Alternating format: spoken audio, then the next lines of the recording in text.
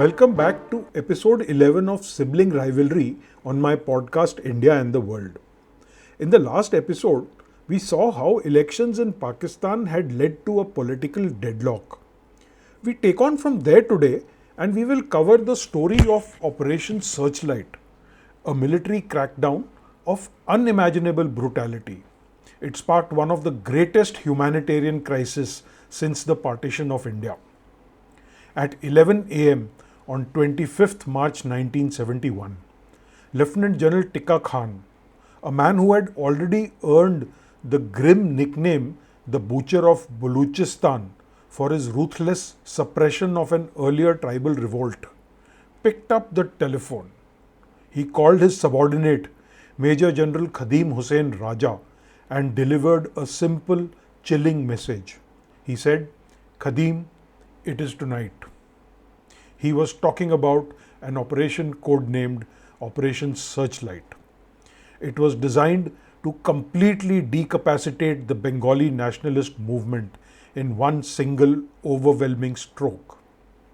General Raja, who was commanding a division of Pakistan Army in East Pakistan, has reproduced the operational order for this Operation Searchlight in his book Stranger in My Own Country. Reading it sends a chill down one's spine. It reads like any other military operational order, but the enemy isn't the armed forces of an adversary, but the unarmed civilian citizens of their own country. The operational order reveals a meticulously planned military crackdown aimed at crushing what the Pakistani authorities defined as a rebellion led by the Awami League. The plan was to mislead Sheikh Mujibur Rahman by continuing political negotiations till the last moment and then launch the operation with speed and surprise. It was to be launched simultaneously across East Pakistan with Dhaka as the focal point. The plan was simultaneous multiple actions: arrest of political leaders, student activists and intellectuals, occupation of the University of Dhaka, accompanied by the complete shutdown of communications, radio, television, telephones, and international links to isolate the province completely. The order also laid out a coordinated sequence of nighttime actions beginning around 1 am, involving targeted raids, imposition of strict curfew, and the widespread use of force. Security forces were instructed to disarm Bengali units within the army, police and paramilitary forces, while securing key installations like cantonments, police headquarters and communication hubs. The plan explicitly called for house-to-house searches, especially in politically sensitive and Hindu majority areas, and the systematic neutralization of resistance. Overall, the document reflects a strategy designed not merely to restore control and law and order, but to decisively dismantle the political, intellectual, and organizational backbone of Bengali nationalism through overwhelming and simultaneous military action. Shortly before midnight, West Pakistani troops rolled out of the Dhaka cantonment. Heavily armed columns moved into the sleeping city. The first major target was the university campus, specifically Iqbal Hall and Jagannath Hall, which were known strongholds of Bengali student activists. What followed was a massacre. The army didn't just arrest dissidents, they unleashed heavy weapons on the hostels. The American Consul General in Dhaka at the time, Archer K. Blood, was horrified with the news that he was getting of the things going on around him. American priests in the old city reported that the army was setting houses on fire and gunning down the occupants as they fled the flames. They noted that while the destruction was widespread, the Hindu population was a particular focus of this ruthless campaign. Blood reported back this carnage to Washington.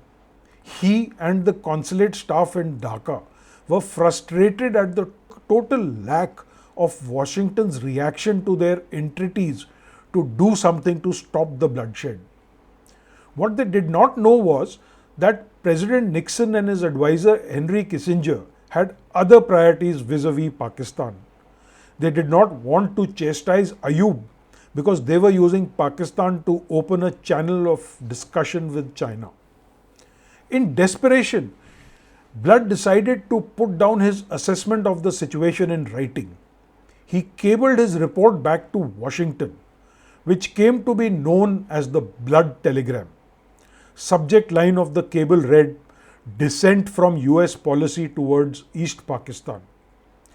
He held nothing back.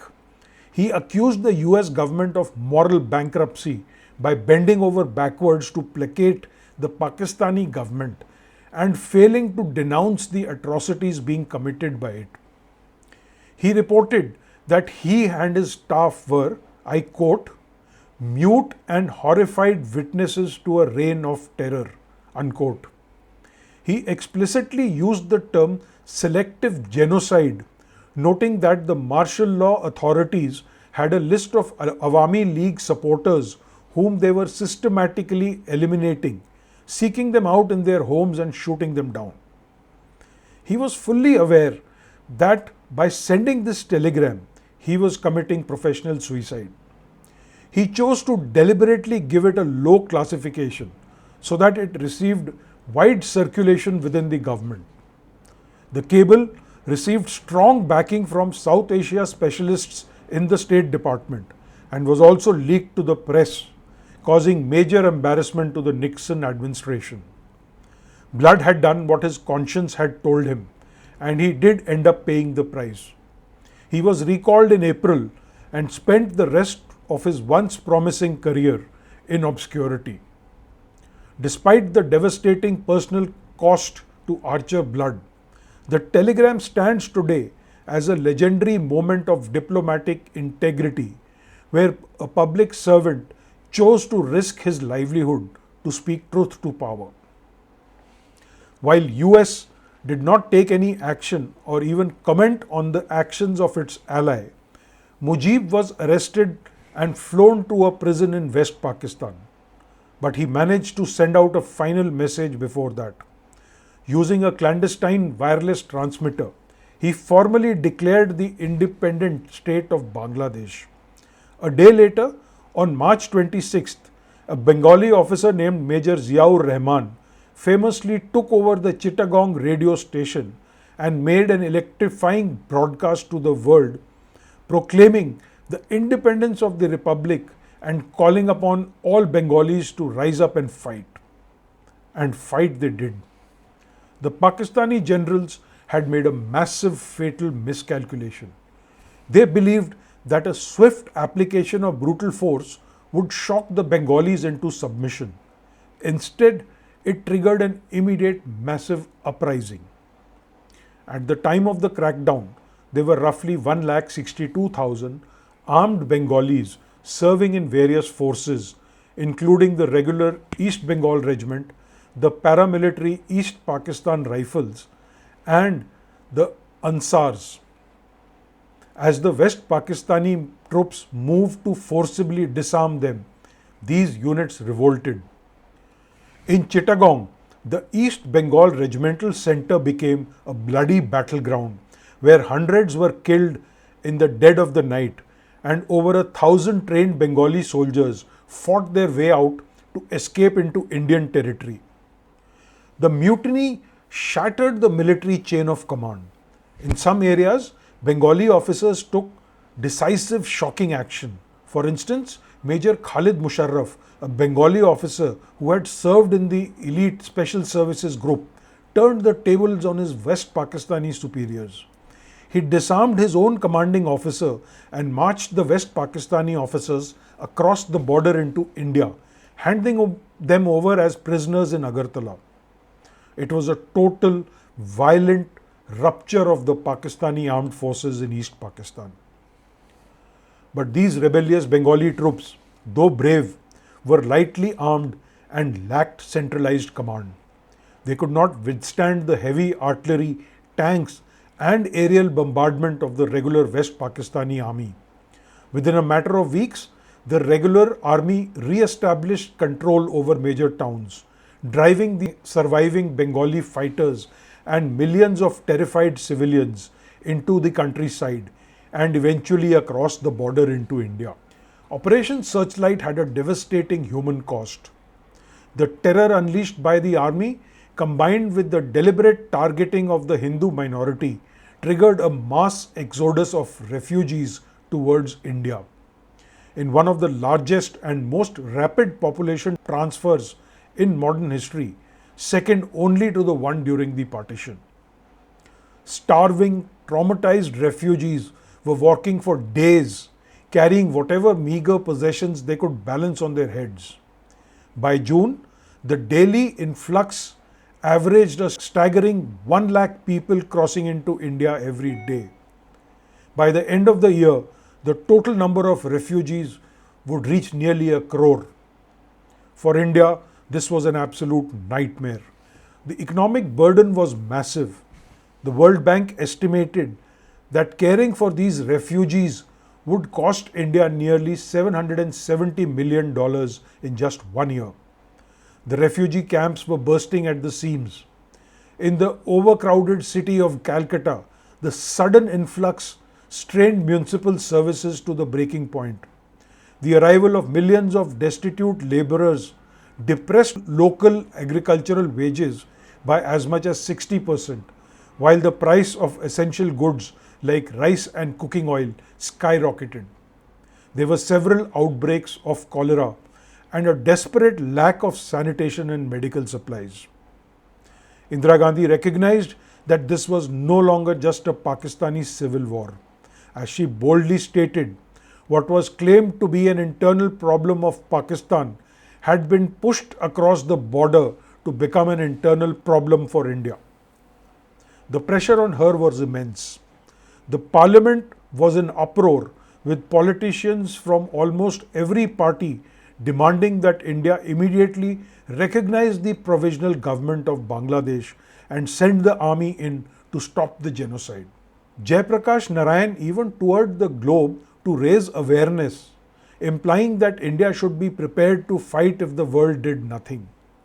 But the army chief, General Sam Manekshaw, warned the Prime Minister that Indian army needed time to gear up for the war. More importantly, with the monsoon season approaching, the riverine terrain of East Pakistan would turn into an impassable swamp, making operations impossible. Heeding to military advice, she chose to wait for the opportune moment to strike.